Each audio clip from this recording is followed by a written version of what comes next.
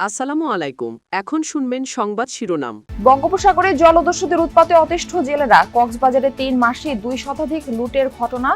দস্যুতা নিয়ন্ত্রণে সংঘবদ্ধ চক্রের সদস্যদের গ্রেফতার দাবি। ইরানের ইস্পাহানে 2000 পাউন্ডের বাংকার বাস্টার ফেলছে যৌথ বাহিনী। দুবাই বন্দরে কুয়েতের তেলবাহী ট্যাঙ্কারে ইরানের হামলা। সংসদে চলছে সংবিধান সংশোধন ও সংস্কার পরিষদ নিয়ে বিতর্ক। সরকার সমর্থকরা জুলাই ধারণের কথা বললেও দ্বিচারিতার অভিযোগ বিরোধীদের। এপ্রিলে বাড়বে না কোনো ধরনের জ্বালানি তেলের দাম। আজও পাম্পে পাম্পে যানবাহনের দীর্ঘ লাইন। অবৈধ মজুদের সন্ধানে বিভিন্ন স্থানে অভিযান। এতক্ষণ শুনছিলেন সংবাদ শিরোনাম, এবার বিস্তারিত। বঙ্গোপসাগরে জলদস্যুদের উৎপাতে অতিষ্ঠ জেলেরা। ঈদের পর গত এক সপ্তাহে কক্সবাজারে আক্রান্ত হয়েছে 20টির বেশি ট্রলার। 3 মাসে ঘটেছে 2 শতাধিক ঘটনা। মারধর, চাঁদা দাবি ও সরঞ্জাম লুট করায় আতঙ্কে মৎস্যজীবীরা। দস্যুতা নিয়ন্ত্রণ ও সংঘবদ্ধ চক্রকে ধরার দাবি জানান তারা। ঈদের পর থেকে গত এক সপ্তাহে জলদস্যুদের কবলে পড়েছে কুতুবদিয়ার এফবি মায়ের দোয়া, আল্লাহর মালিক সহ বিভিন্ন উপজেলার অন্তত 20টির বেশি মাছ ধরা ট্রলার। মাঝি মাল্লাদের অভিযোগ, তাদের মারধর করে ট্রলারের সরঞ্জাম, মাছ, তেল লুট করে নিয়ে যায় জলদস্যুরা। এর আগে গত 25 ফেব্রুয়ারি কুতুবদিয়ার এফবি আজুব আক্তার মানু নামে মাছ ধরা ট্রলারে জলদস্যুদের গুলিতে নিহত হয় খোকন নামে এক জেলে। এ অবস্থায় আতঙ্কে আছেন জেলেরা। মাছ তার লগে টিয়া পয়সা আসলে লগে হয়, তার মোবাইল টোবাইল এগুলো লগে হয়। এই বুড়োর মানুষের মারধর করে আর কিছু মানুষ মারি ফেলে, কিছু মানুষ ট্যাং বাই দিয়ে দেওয়ালের কুম মারে। বাঁশখালী, মহেশখালী, কক্সবাজার শহরের নাজিরা টেক, কুতুবদিয়া, টেকনাপের বাহারছড়া এবং ফিশারি ঘাটের একটি গ্রুপ জলদস্যুদের নিয়ন্ত্রণ করছে। এদের অনেকেই গত সরকারের আমলে আত্মসমর্পণ করেও আবার পুরনো পেশায় ফিরেছে। তাদেরকে অর্থনৈতিকভাবে সহযোগিতা করতেছে কক্সবাজার কেন্দ্রিক, বাঁশখালী কেন্দ্রিক বিভিন্ন এলাকার, বিশেষ করে আমাদের কক্সবাজার কেন্দ্রিক কিছু মাস্টারমাইন্ড বা কিছু সিন্ডিকেট। বাঁশখালী কেন্দ্রিক, মহেশখালী কেন্দ্রিক, সোনাদিয়া কেন্দ্রিক যে জলদস্যুদের আস্থানা আছে, এটা সমূলে যেন নির্মূল করা হয়। তবে দস্যুতা রোধে সাগরে নিয়মিত টহলের কথা বলছে কোস্টগার্ড ও নৌবাহিনী। টহলের মাধ্যমে আমরা সমস্ত তথ্য সরবরাহ করছি। কোনো জলদস্যু কিংবা কোনো জেলের পক্ষেই আমাদের নজরদারি এড়িয়ে কোনো রকম অন্যায় করা সম্ভব।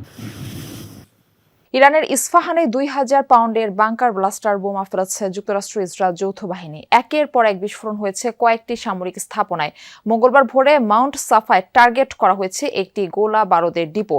কেশম দ্বীপের কাছে একটি কার্গো নৌযানে হামলায় নিহত হয়েছে 8 জন। তেহরানে বিমান শিল্প সংস্থার কাছে বোমা বর্ষণ করে যৌথ বাহিনী। মেহরাবাদ বিমানবন্দরের কাছেও হয়েছে একাধিক হামলা। আরদাকানে আগ্রাসনের শিকার একটি কারখানা। মধ্যপ্রাচ্যের বিভিন্ন দেশে হামলা চালিয়ে জবাব দিয়েছে ইরান। 10টি ড্রোন ও 9টি ব্যালিস্টিক মিসাইল ছুড়েছে সৌদি আরবকে লক্ষ্য করে। বেশিরভাগের টার্গেট ছিল পূর্বাঞ্চলীয় প্রদেশ, যেখানে 90% জ্বালানি স্থাপনা রয়েছে। এছাড়াও আল খার্জ লক্ষ্য করেও ছোড়া হয়েছে ক্ষেপণাস্ত্র, যেখানে রয়েছে যুক্তরাষ্ট্রের প্রিন্স সুলতান ঘাঁটি। 4টি ব্যালিস্টিক মিসাইলের টার্গেট হয়েছে রিয়াদ। দুবাই বন্দরে হামলার শিকার কুয়েতের বিশাল জ্বালানি ট্যাঙ্কার আল সালমি। আগুন ছড়িয়ে পড়ে জাহাজটিতে। হামলার জন্য ইরানকে দায়ী করেছে কুয়েত পেট্রোলিয়াম কর্পোরেশন। জানিয়েছে হামলার সময় জ্বালানিতে পূর্ণ ছিল তাদের ট্যাঙ্কারটি। দুবাই বন্দরে নোঙর করা ছিল সেটি। আগুন নিয়ন্ত্রণে এলেও ব্যাপক ক্ষয়ক্ষতির শিকার ট্যাঙ্কারটি, তবে কেউ হতাহত হয়নি। নিরাপদে রয়েছে 24 ক্রু সবাই। এই মুহূর্তে সাগরে তেল ছড়িয়ে পড়ার শঙ্কা নেই বলে জানিয়েছে দুবাই বন্দর কর্তৃপক্ষ। একই দিন সংযুক্ত আরব আমিরাত থেকে 31 নটিক্যাল মাইল উত্তর পশ্চিমে আরেকটি ট্যাঙ্কারে হামলার খবরও পাওয়া গেছে। সেখানেও নিরাপদে রয়েছে ক্রুরা। ইরান যুদ্ধে বিপুল খরচে ধাক্কা সামলাতে আরব মিত্রদের কাছ থেকে অর্থ চাওয়ার পরিকল্পনা রয়েছে মার্কিন প্রেসিডেন্ট ডোনাল্ড ট্রাম্পের। সাংবাদিকদের প্রশ্নের জবাবে এই তথ্য দিয়েছেন হোয়াইট হাউসের মুখপাত্র ক্যারোলিন লেভিট। অপারেশন এপিক ফিউরিকে কেন্দ্র করে প্রথম 18 দিনে $23 বিলিয়ন বেশি খরচ হয়েছে ওয়াশিংটনের। এরই মধ্যে 31 দিন অতিবাহিত হওয়ায় এই খরচের পরিমাণ আরো অনেক বেশি বলেই ধারণা করা হচ্ছে। তেলের দাম বাড়ায় দেশটির অর্থনীতিতেও বেড়েছে চাপ। 28 ফেব্রুয়ারি ইসরায়েলের সাথে ইরানে হামলা চালিয়ে যে যুদ্ধ শুরু করেছিল ওয়াশিংটন, তা চলছে এক মাস পরেও। অপারেশন এপিক ফিউরির জন্য ইরাক যুদ্ধের পর এখন যুক্তরাষ্ট্রের সবচেয়ে বড় সামরিক উপস্থিতি মধ্যপ্রাচ্যে। এই যুদ্ধের পেছনে কারি কারি অর্থ খরচ হচ্ছে দেশটির। ইরানের পাল্টা হামলায়ও এরই মধ্যে ক্ষতি হয়েছে কয়েক বিলিয়ন ডলারের।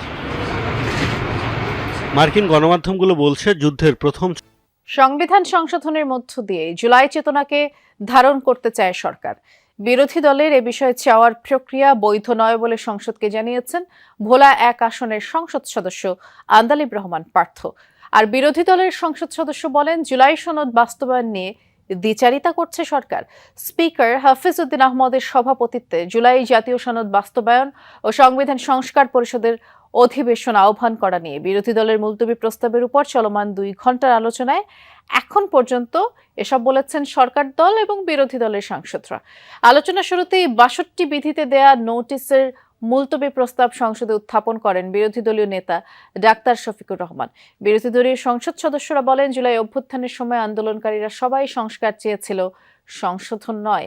কিন্তু সরকারি দল সংবিধান সংস্কার পরিষদের শপথ না নিয়ে নিজেদের ইশতেহারের জন্য কাজকে গুরুত্ব দিয়েছে। তাদের বক্তব্য, অধ্যাদেশ অনুযায়ী যে গণভোট হয়েছে তা অবৈধ বলার কোনো সুযোগ নেই। অধ্যাদেশ আর আদেশ নিয়ে সরকার দ্বিচারিতা করছে। জবাবে সরকার সমর্থক সংসদ সদস্য আন্দালিব রহমান পার্থ বলেন, জুলাই সনদ নিয়ে নয়, এর বাস্তবায়ন প্রক্রিয়া নিয়ে সরকারের আপত্তি। 5 আগস্টের পর সংবিধানের আলোকে থেকেই সবকিছু করে এখন সংবিধান বাতিল চাওয়া সাংঘর্ষিক বলে উল্লেখ করেন তিনি। 5 অক্টোবর আজকের স্বরাষ্ট্রমন্ত্রী সালাউদ্দিন আহমেদ সেই সময়টাতে তিনি বলেছিলেন, গণভোট, জনগণের তরফ থেকে যে রায় আসবে সেই রায় সংসদের প্রত্যেকজন সদস্যকে মানতে হবে। তিনি তার কথার উপরে এখন অটল কেন নাই সেটা আমরা তাদের কাছ থেকে জানতে চাই। সরকার দলের সদিচ্ছার বিষয়ে তারা 2/3 মেজরিটি পেয়েছেন। তারা যদি আজকে সদিচ্ছা প্রকাশ করেন যে এপ্রিলে কোনো ধরনের জ্বালানি তেলের দাম বাড়ছে না, এমনটাই নিশ্চিত করেছে জ্বালানি বিভাগ। মন্ত্রণালয়ের মুখপাত্র বলেছেন, দেশে সব ধরনের জ্বালানির পর্যাপ্ত মজুদ আছে, ডিপো থেকে সরবরাহেও কোনো ঘাটতি নেই। এলপিজি নিয়েও শঙ্কা নেই। এ নিয়ে অযথা আতঙ্ক তৈরি না করতে মজুতকারীদের সতর্ক করেছেন তিনি। জানান, অবৈধভাবে মজুত করা প্রায় 3 লাখ টন জ্বালানি উদ্ধার করা হয়েছে, 19 জনকে কারাদণ্ড দেওয়া হয়েছে। মধ্যপ্রাচ্যে যুদ্ধের কারণে বিশ্বব্যাপী সংকট জ্বালানি তেলের, বেড়েছে দাম। এ অবস্থায় চাপ থাকলেও 1.5 মাসের বিএনপি সরকার এখনই জ্বালানির দাম বাড়াতে চায় না। অবৈধভাবে মজুতকারীরা দাম বৃদ্ধির গুজব ছড়ালেও জ্বালানি বিভাগ নিশ্চিত করেছে এপ্রিলে বাড়ছে না জ্বালানি তেলের দাম। Diesel 1,28,939 metric ton. জ্বালানি বিভাগ জানিয়েছে 31 মার্চ পর্যন্ত ডিজেলের মজুদ আছে 1,28,939 metric ton, octane 7,940 metric ton, 11,431 metric ton petrol মজুদ আছে, জেট ফুয়েল আছে 44,609 মেট্রিক টন। মুখপাত্র জানিয়েছে, জ্বালানি তেল, এলএনজি ও এলপিজির মজুদ যথেষ্ট আছে, সরবরাহ কোনো ঘাটতি নেই। বলেন, সুষ্ঠু ব্যবস্থাপনার স্বার্থে এপ্রিলের প্রথম সপ্তাহের মধ্যে পরীক্ষামূলকভাবে 2-1টি জায়গায় চালু হবে ফুয়েল কার্ড। আমরা মার্চ মাসেও আপনাদেরকে আশ্বস্ত করেছি